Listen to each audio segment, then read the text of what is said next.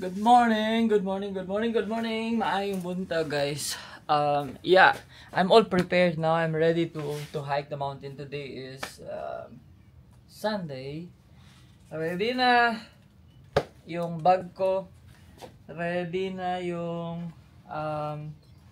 container ko. This is my container para sa extra na local Ugandan chicken dun sa Moyo, sa Mount Oche. But unfortunately, my guys have canceled and called off the plan.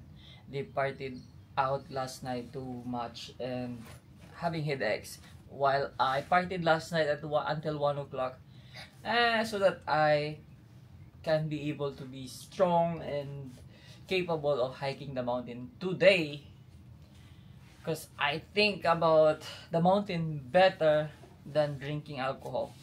Well, yun na nga, guys. I prepared na ako, umalis sa bahay. Okay? Nakapag-shower na, nakapag-bihis na ako. This is my hiking outfit. This is my house, by the way. I'm sorry, tinatry kong mag-Tagalog. Pero mas mabilis kasi magsalita pagka English, though. Sorry about that. Anyways, may dala na akong tubig. Ready na yung tubig ko. Lagayin ng tubig. I have my coffee. May kape na rin ako. So, yan. Ready na ako. May chocolate bar pa ako para sa trip na to. Let's go. Now, here. Yung kotse, naka-prepared na din. Yung shoes ko na gagamitin. Ito. Ready na din yung shoes ko. But things like this, anything can change kasi lagi ko na siyang napupuntahan sa Mount Oche.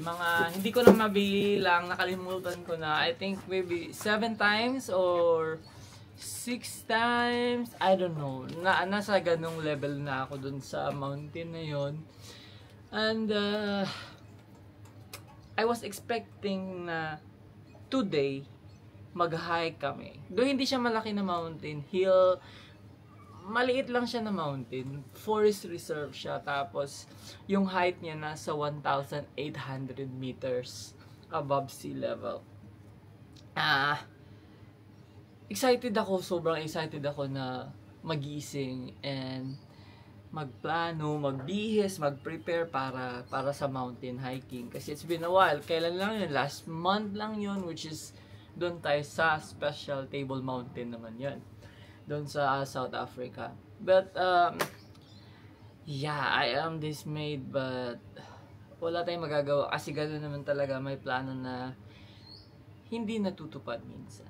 And the other way around, you have to just look to the brighter side of it.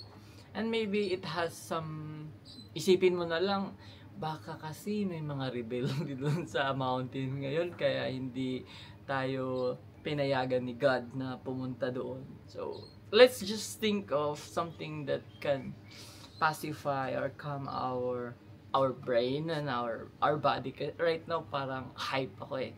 Right now, I'm prepared. I have already, nagkape na ako.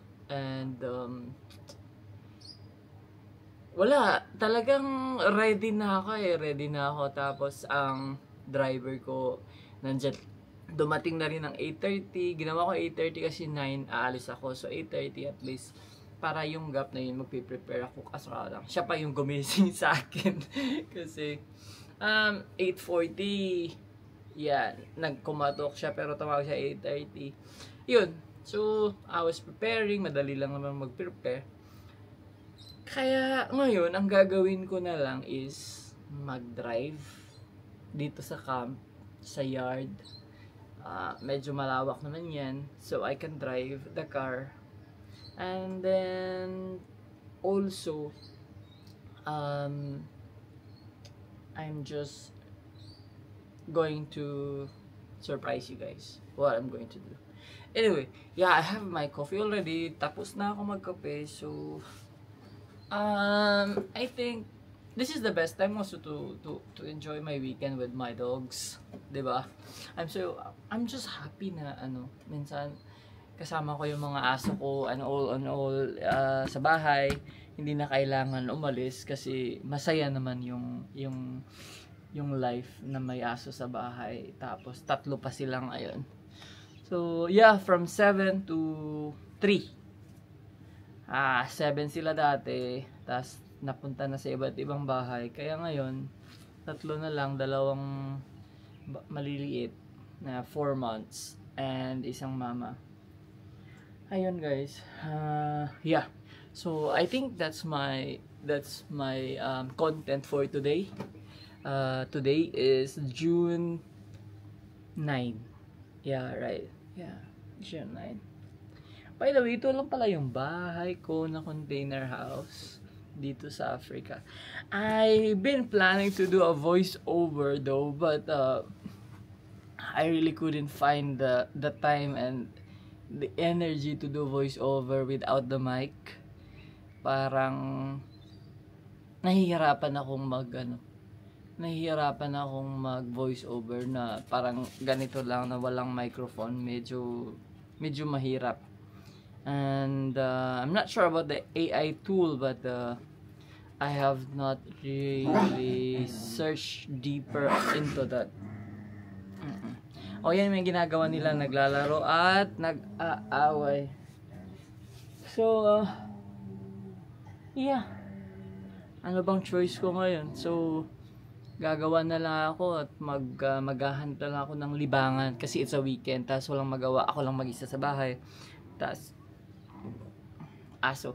So yeah, let me do something that will excite me and keep my adrenaline, and something na hindi ko pa ginawa for the longest time, like for more than 1 year dito sa loob ng camp.